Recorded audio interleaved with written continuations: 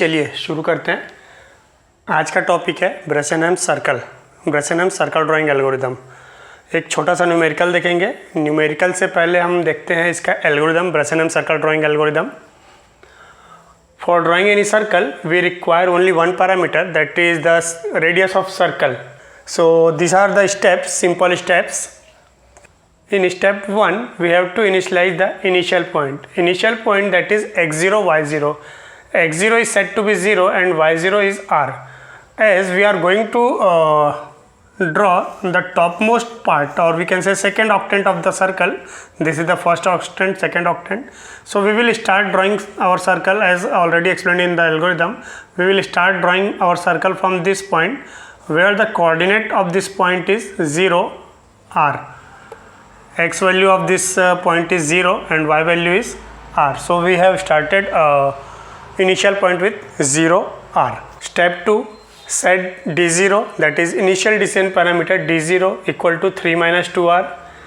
Step 3, simply plot this x0 y0 जो हमने starting point किया उसको हमको calculate करने की जरूरत नहीं, we will directly plot this point. And then step 4, it will decide the next pixel to be plot and the next decision parameter both, depending on the value of current decision parameter. This while loop will go up to x less than y.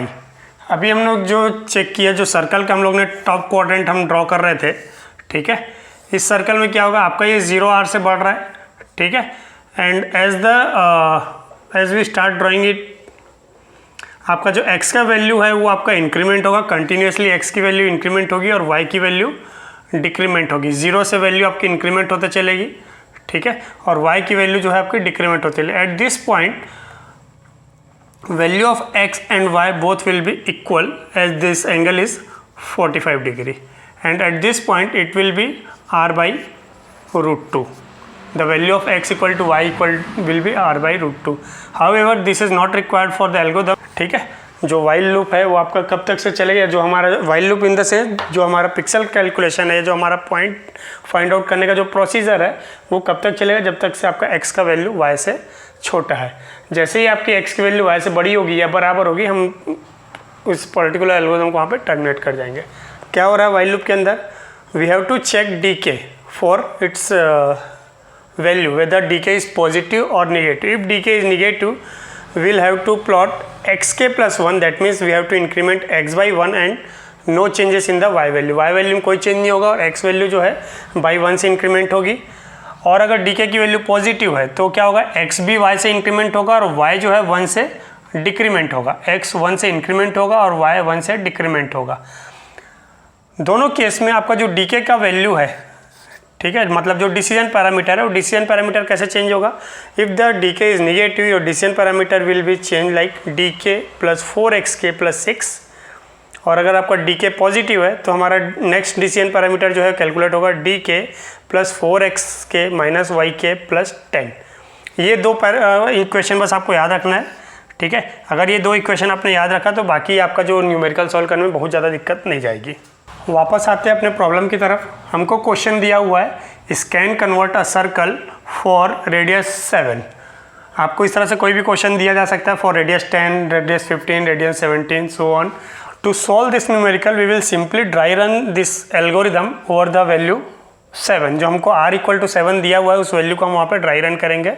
Step 1 पे हम चलते हैं। Step 1 क्या बोल रहा है, we have to initialise x0 equal to 0 and y0 equal to 7। ये मैंने इनिशियलाइज कर दिया स्टेप 1 से। स्टेप 1 ये बोल रहा है कि आपने x0 की वैल्यू 0 रखी, y0 की वैल्यू 7 रखी। तो ये मेरा x0 0 हो गया। आपका k का काउंटर है 0 1 2 3 4 5 6। यहाँ पे d0 d1 d2 d3 आएगा और यहाँ पे आपका xk yk आएगा।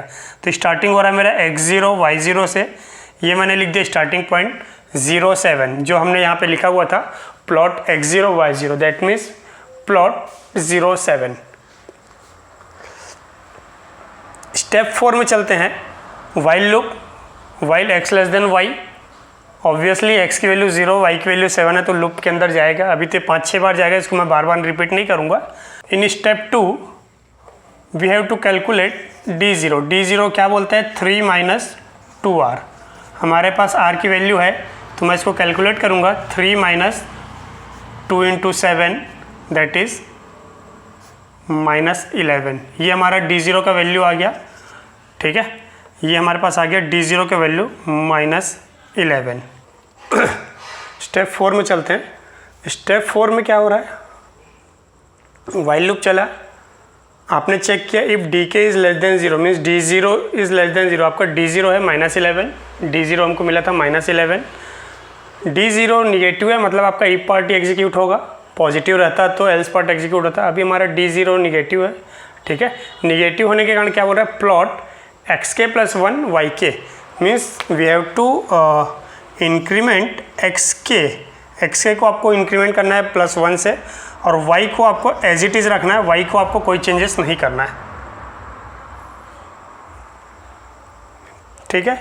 And for next step we have to calculate dk + 1 that is D1 calculate करना है। D1 के लिए क्या हो जाएगा, D0 + 4xk + 6, तो D0 है हमारे पास 4xk, xk की वैल्यू है हमारे पास 0 + 6 that is -11 + 4 + 6, sorry -11 + 0 that will become -5।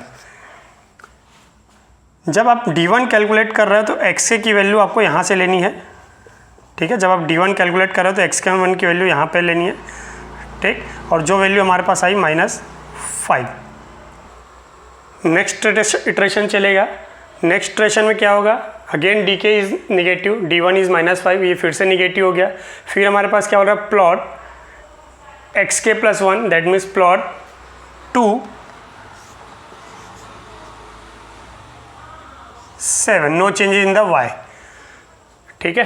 अब हमको यहाँ पे D2 कैलकुलेट करना है। फॉर कैलकुलेटिंग D2 हम यहाँ पे यूटिलाइज करेंगे D1 that is -5 + 4 into x, यहाँ पे 4 इंटू एक्स में 4 इंटू 1 हो जाएगा। अब हम D2 कैलकुलेट कर रहे हैं तो x1 यूज़ करेंगे, D3 कैलकुलेट करेंगे तब x2 रहेगा। अभी हम लोग D2 ले रहे हैं तो D2 के लिए x1 + 6, तो ये हो जाएगा आपका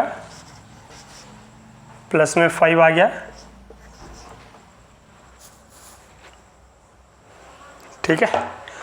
अब देखिए नेक्स्ट वाइल लूप जब चलेगा तो हमारे पास क्या है, D2 जो है हमारा +5 है, दैट मीन्स अभी इफ पार्ट एग्जीक्यूट नहीं होगा, अब हमारा क्या होगा, एल्स पार्ट एग्जीक्यूट होगा, ठीक है। एल्स पार्ट में क्या बोलता है, प्लॉट xk + 1, ये हमने x को इंक्रीमेंट किया, और y को बोलता है yk - 1, तो हमारा yk जो है डिक्रीमेंट होके 6 हो जाएगा, ठीक।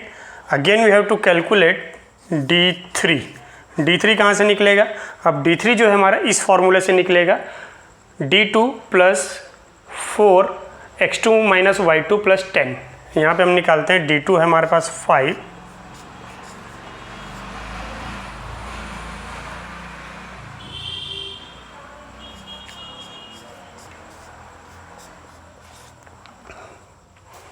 D3 निकाल रहे हैं तो x2 y2 यूज़ होगा, x2 - y2 हो आपका -5, ठीक है, -5, ठीक है, 25 -5, ओके। तो ये वैल्यू D3 की मिल गई मेरे को -5, ये वैल्यू हमने इससे निकाला था। अब ये -5 है, -5 में फिर से अब जब हम चलाएंगे, इटरेशन चलाएंगे, तो नेक्स्ट में क्या हो रहा है, इफ़ DK इज़ निगेटिव मतलब D3 निगेटिव है, तो हमको क्या करना पड़ेगा, plot xk + 1 yk, x increment होगा, y में नो चेंज आएगा, x इंक्रीमेंट होगा, y में नो चेंज आएगा।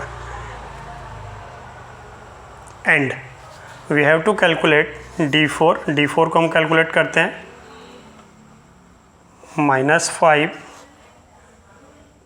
ये वाले फॉर्मूला से होगा आपका, ठीक है, -5 + 4 इंटू xk है हमारे पास 3 + 6, तो ये हमारा आ जाएगा 13, ठीक है, +13, तो हमने ये लिख दिया +13।